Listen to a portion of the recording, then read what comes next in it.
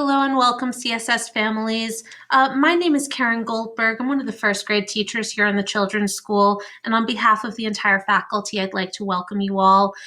Today, I'm launching a series of videos all about how to use Google Classroom, and the reason for that is that we will be using Google Classroom across CSS in order to deliver any instruction, whether we are doing remote learning or in-person learning. During in-person learning, you might find some of the activities that we do on Google Classroom, and during remote learning, we will also be doing any video instruction or also activities and worksheets. So let's get started on this. The first thing, of course, you need to know is how to access Google Classroom. And before we can even do that, you need to know how to log in. And so up in the top right-hand corner of google.com, you're going to see a login section.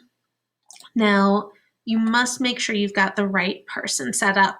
Those of you with multiple family members, particularly multiple children, will have several of these. In this case, I've got my C. Goldberg at css.org. There's also J. Bates Bliss at css.org.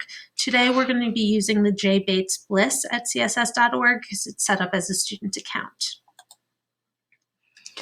Now, in order to access Google Classroom, you have a few options. You can use the search bar and put in classroom.google.com. You could just search Google Classroom, or you can use what Google calls the waffle. That's these 9 boxes that are put together. And so here you've got this green icon, really a chalkboard, that says Classroom.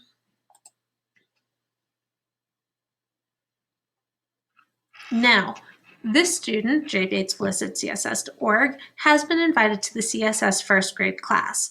And what they would have to do is click Join. Takes a minute, and they're in. You will always enter at our stream. This is where you will find some basic announcements. So for example, welcome back CSS Kodiaks. You might hear something from co-curricular teachers, maybe about a field trip if we go on any. And then where a lot of critical information comes in is up here in the classwork section. Right up at the top of every grade's Google Classroom classwork section is a meeting space. The first two things you're going to find are weekly plans and meet links. Now, weekly plans, once you click on it, might look a little bit different from grade to grade, but there will be a document that tells you what the week will look like. This is a brief synopsis of what's going on, but it will allow you to have a chance to prepare any sort of materials, print anything, and just have a basic overview. You can, sometimes this might be a little bit longer, sometimes a little shorter. If you need to view the material, you can go into the document this way.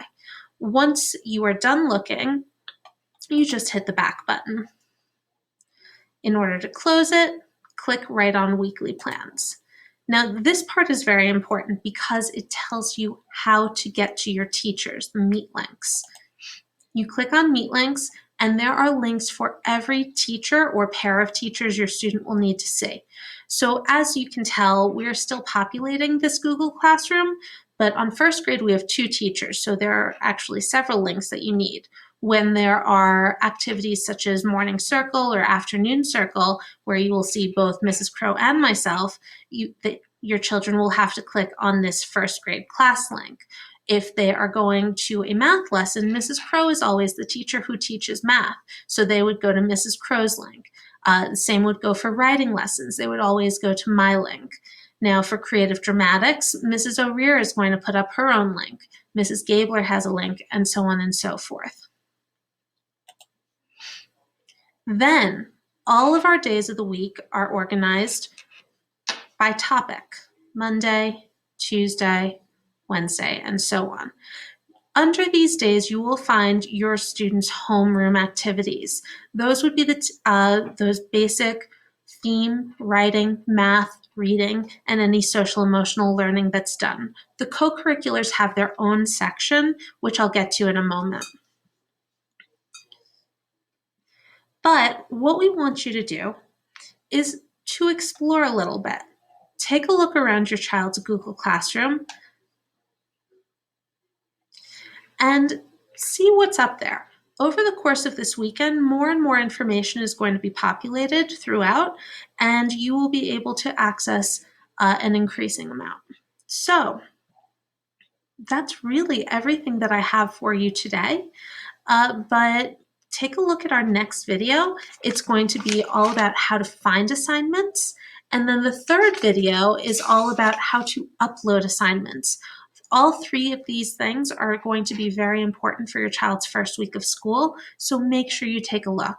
All right, listen, have a wonderful day, a wonderful weekend, and we cannot wait to get started next week.